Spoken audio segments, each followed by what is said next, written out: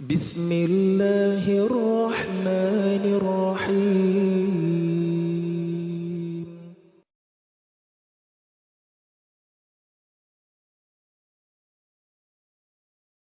Pigawena ulah embung,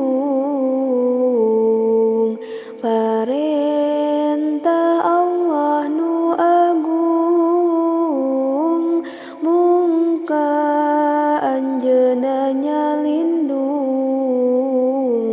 urang teh menta pitulung,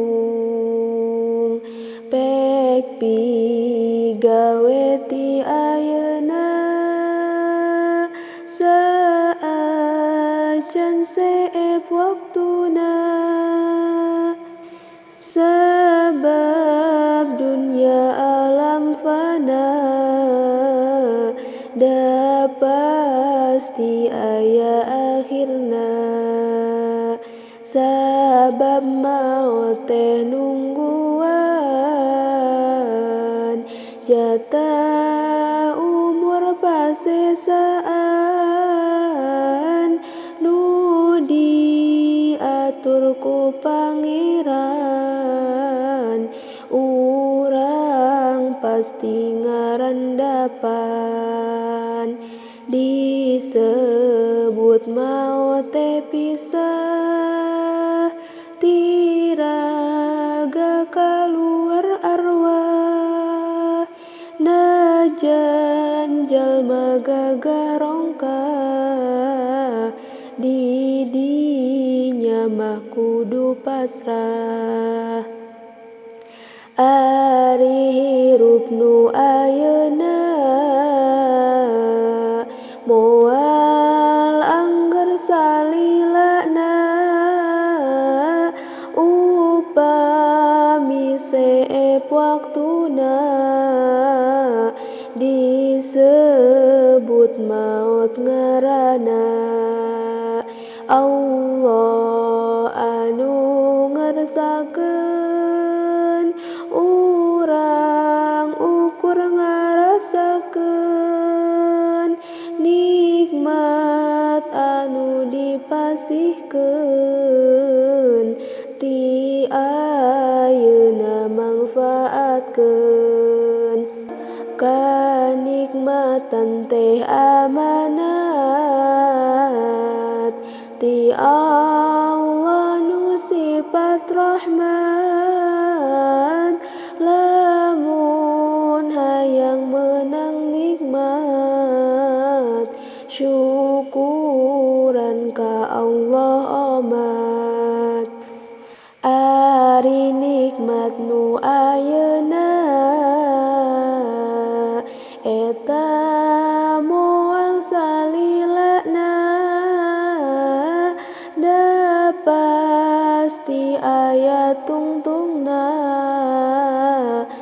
dugi ka maot akhirna, mangka ulah kajongjonan, nafsu ulah diayonan, parentah Allah lakonan, memeh datang patokanan.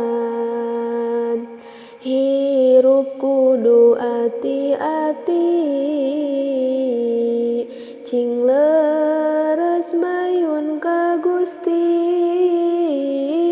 amal kudu ditaliti, sing sae budi pekerti, pikeun jalma nu dewasa, anu normal boga rasa, wajib nyembah nu kawasa, mun teu nyembah pasti dosa, nu balik boga pikiran,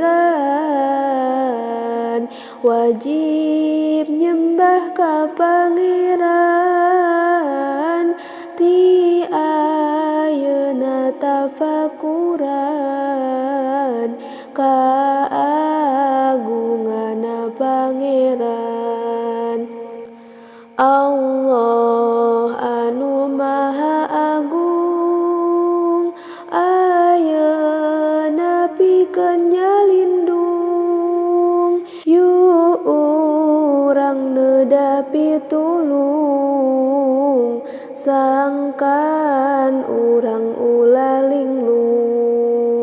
mun jaga alim disiksa.